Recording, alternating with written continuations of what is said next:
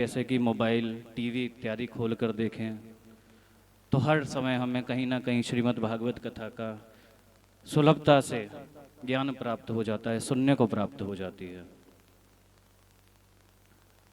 तो इसका अर्थ ये नहीं है कि हर कोई इस कथा का अधिकारी है या हर कोई इस कथा को सुन पाता है। एक बार किन्हीं संत के सामने बैठा हुआ था, प्रवचन कर रहे थे, तो श्रीमद् भागवत कथा के विषय में उन्होंने बताया कि किस प्रकार कितनी दुर्लभताओं से, कितने जब पुण्य उदय होते हैं, कितने जन्मों के हमारे, तब कहीं जाकर के हमें कथा श्रवण करने को मिलती है। तो उन्होंने एक उदाहरण रूप में छोटा सा एक कथा सुनाई हमें।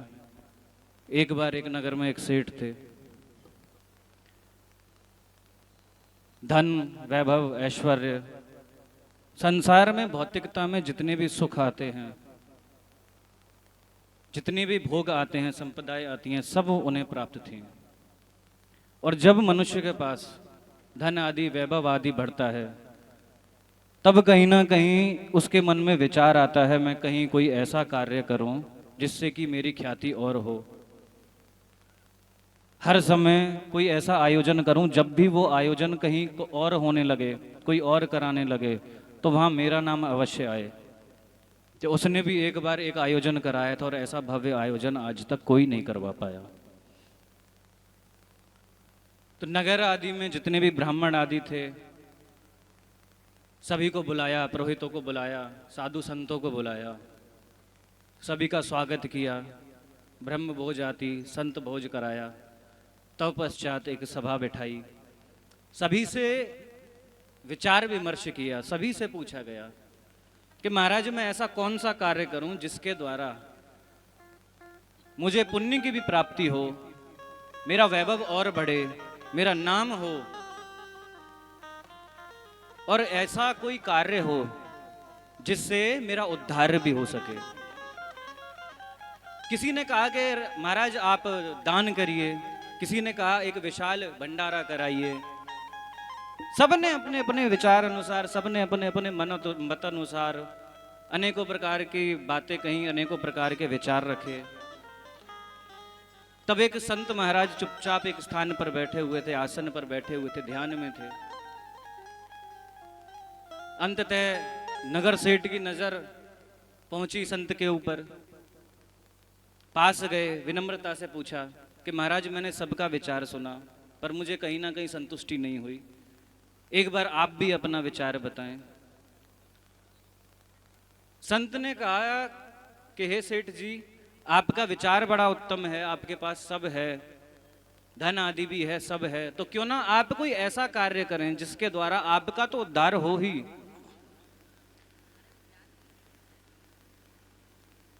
आपके उद्धार के साथ साथ जो उस आयोजन में सम्मिलित हो, भाग ले, जो वहां उपस्थित हो, सभी का उद्धार हो सके। महाराज ऐसा कौन सा मैं आयोजन करूं? आप भागवत कथा का आयोजन कराइए। विचार बड़ा अच्छा लगा। विप्रो के पास गए, पंडित जी के पास गए, मुहूर्त निकलवाया सुंदर सा। परम विद्वान एक व्यास जी थे, उन्हें बुलाया गया, भव्य स्वागत किया व्यास जी का। अंततः वो दिन आया जिस दिन श्रीमद् भागवत कथा विराजमान होने वाली थी। जब भागवत कथा होती है प्रारंभ, तो हमने भी कल प्रातः देखा कि भव्य शोभा यात्रा निकली, कलश यात्रा निकली। इसी प्रकार सेठ जी ने भी बड़ा आयोजन करवाया, एक कलश यात्रा का, बहुत विशाल कलश यात्रा निकलवाई।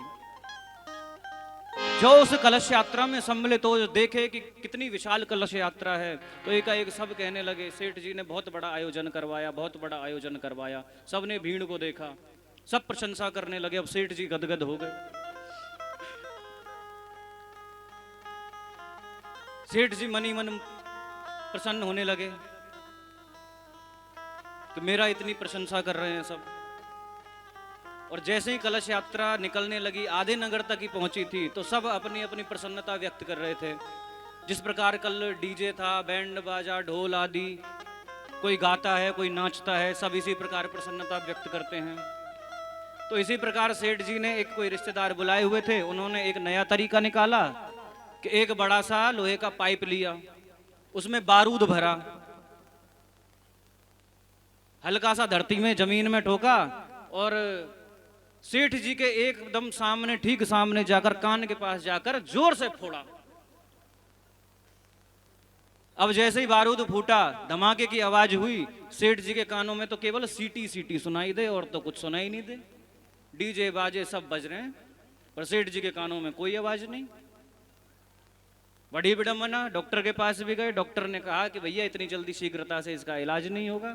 इतना आधुनिक युग था नहीं कि आज के समय में जैसे कोई बीमारी हो जाए, पथरी हो जाए किसी को, तुरंत ऑपरेशन कर दो, पथरी निकाल दो, फिर वहीं की वहीं सिल दो। उतनी सुविधाएं थी नहीं। अब करें क्या? भागवत कथा जब विराजमान हुई है, शोभा यात्रा निकली है, तो कथा तो होनी है। परीक्षित बने सेठ जी, भागवत कथा प्रारंभ हुई, व्यास जी कथा सुनाए, बड़ी सुंदर कथा, सब बड़ा आनंद लें, मंत्र मुग्ध हो जाएं सब।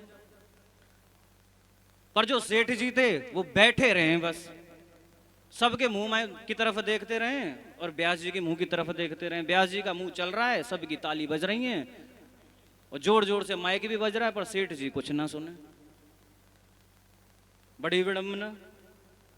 प्रथम दिवस बीता, द्वितीय बीता, तृतीय हुआ, चतुर्थ दिवस बीता, पंचम दिवस बीता, सप्तम दिवस बीता, अंततः विदाई की बारी आई। बड़ी सुंदर, बड़ी भव्य विदाई करी व्यास जी की। विदाई करते समय भी एक बड़ा आयोजन रखा कि जब स्वागत इतना अच्छा है तो विदाई उससे भी ज्यादा अच्छी होनी चाहिए। तो कुछ रिश्तेदार होते हैं, विदाई जैसे ही शुरू हुई तो कुछ रिश्तेदार होते हैं कि भाई आज के समय में हम कोई भी प्रोग्राम करें, आयोजन, भागवत कथा में ही परीक्षित जी हमारे विराजमान है यहाँ, बहुत से रिश्तेदार हैं, माताएं बहनें हैं, दूर दूर से आ गए होंगे, कोई बात नहीं। कुछ होते हैं कि भैया समय नहीं है इतना, हम अंतिम दिवस पहुंचेंगे।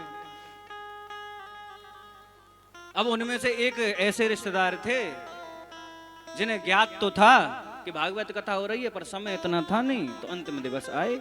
उन्हें पता नहीं घटना क्या हुई, विदाई समारोह में सम्मिलित हुए, उन्होंने भी एक पाइप में बारूद भरा और जोर से धमाका हुआ। जैसे ही सेठ जी के कान के पर्दे खुल गए।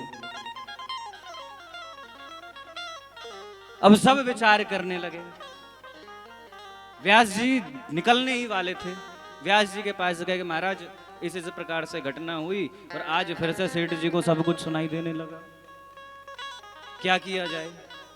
माने भैया अब तो पूर्ण हो गई कथा, अब अगला कोई मुहूर्त हो तब दोबारा आप कथा करवाएं, तब सेठ जी सुनाई देंगे, सुन लेंगे कथा। अनेकों प्रकार के प्रश्न किए, सभी प्रश्नों का एक उत्तर दिया सेठ जी ने, व्यास जी ने, कि भैया ये भागवत कथा कोई साधारण कथा नहीं है। और भागवत कथा छोड़ो, हमारे मुख से एक बार भी यदि राम नाम निकले, ठाकुर जी का एक बार भी नाम निकले, तो ये मत समझना कि आज हमारे मुख से भगवान का नाम निकला है तो ये यूं ही इत्तेफाकन निकल गया है। नहीं, जब हमारे जन्मों के, कई जन्मों के पुण्य उदय होते हैं, तब कहीं जाकर के हमें ठाकुर जी का स्मरण आता है।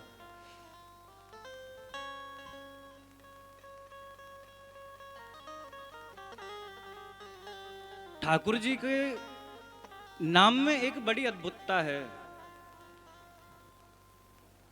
और कहीं ना कहीं हम ठाकुर जी के नाम के फल के बारे में भी सोचते हैं, भैया हम भगवान का नाम ले रहे हैं, इसका फल क्या होगा, हमें फल प्राप्त भी होगा या नहीं होगा? जरूर होगा, क्यों नहीं होगा जब नाम लेंगे तो। ठाकुर जी को बुलाते हैं तो वो आते भी हैं, नहीं आते। कथाओं में तो बहुत सुना है, कल भी हमने महाराज श्री के द्वारा कथा में सुना कि जब प्रेम से ठाकुर जी को बुलाते हैं, करुणा से बुलाते हैं, भाव से बुलाते हैं, तो अवश्य आते हैं। द्रौपदी का कल प्रसंग हमने सुना, सबसे हार गई, तब जाके कृष्ण को पुकारा और ठाकुर जी ने तनिक भी देर ना लगाई। ठाकुर जी सत्यभामा जी के साथ चौसर खेल रहे थे, चौसर खेलते खेलते सब ठाकुर जी को स्मरण था, याद था, सब मनन था कि हस्तिनापुर की राज्यसभा में क्या चल रहा है। पर ठाकुर जी कभी बाहर जाएं, कभी भीतर आए, कभी बाहर जाएं, कभी भीतर आए, बड़े विचलित थे। सत्यभामा पूछने लगी, आप इस प्रकार क्यों विचलित हैं? कभी बाहर जा रहे हैं, कभी भीतर आ रहे हैं, कभी बाहर जा रहे हैं, कभी भीतर आ रहे हैं। चौसर में भी आपका मन नहीं लग रहा। ठाकुर जी ने पूरा वृत्तांत बताया। जब द्रौपदी ने सबको याद कर लिया, जब सबसे हार गई, तब कहीं जाकर ठाकुर जी को याद किया। ठाकुर जी दौड़कर चले आए। अंततः द्रौपदी ने शिकायत भी की कि मेरी लाज बचाने को तो तुम आ गए, क्रोध करने लगी, पर जब मेरी लाज लुटने वाली थी तब आए। तुमने मेरे पतियों को भी हरवा दिया, तुमने सब कुछ हरवा दिया, तब तुम आए, तो उसका क्या लाभ?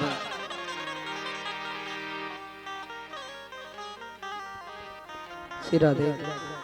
श्री महाराज जी कथा के लिए आ चुके हैं, तो आप सभी लोग खड़े होकर के महाराज जी का स्वागत करें। देखिए घर पर कोई